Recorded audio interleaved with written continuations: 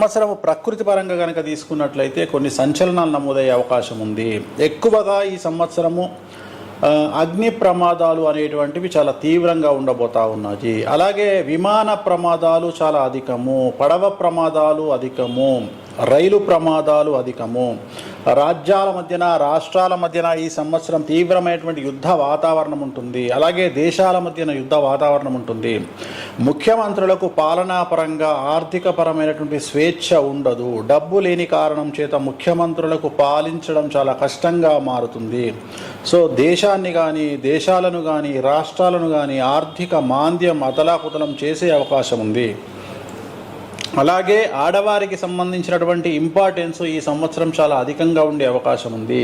స్త్రీలకు సంబంధించినటువంటి అంటే స్త్రీ రంగానికి సంబంధించి స్త్రీలకు సంబంధించి చాలా పదవులు దక్కే అవకాశం ఉంది. స్త్రీలలో ప్రాముఖ్యత పెరిగేటువంటి అవకాశం ఉంది.